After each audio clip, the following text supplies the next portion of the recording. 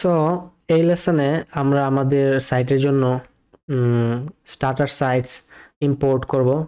So প্রত্যেকটি থিমেরই নিজস্ব কিছু স্টার্টার সাইটস থাকে। তো আমরা সেগুলো পেয়ে থাকবো থিমের সাথেই। যেমন আমি এখন ড্যাশবোর্ডের নিচে যে চলে আসি, ব্লক সি এটাতে ক্লিক করলাম।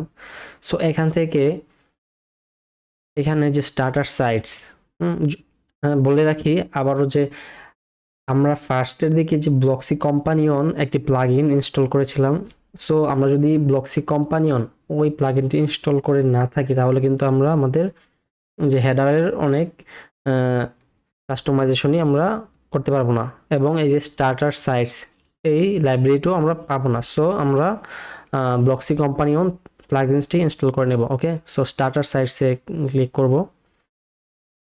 সো এখান থেকে পছন্দ মতো বা যেই রিলেটেড ওয়েবসাইট দরকার ওইরকম স্টার্টার সাইটস আপলোড করব। যেমন আমি একটি গ্যাজেট রিলেটেড একটি সাইট ইম্পোর্ট করব। সো পেজ বিল্ডার হিসেবে অবশ্যই এলিমেন্টর সিলেক্ট করব, এবং এটাই এখন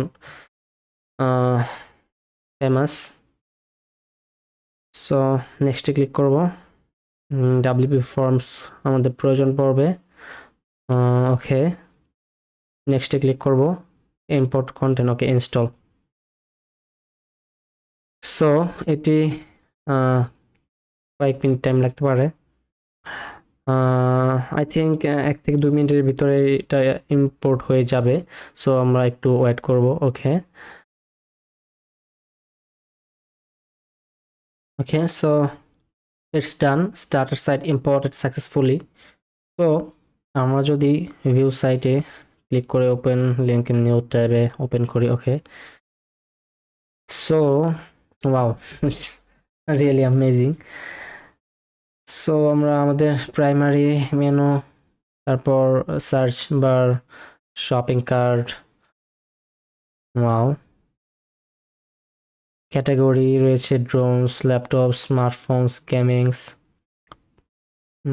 ফিচার প্রোডাক্টস কী কী রয়েছে, এয়ারপড, অ্যাপল ওয়াচ। মানে একটি স্টার্টার সাইটস আই থিঙ্ক কীভাবে আপলোড করতে হয় সেটি জেনে গিয়েছেন। সো এই তো, that's it. Thank you so much. দেখা হবে পরবর্তী লেসনে।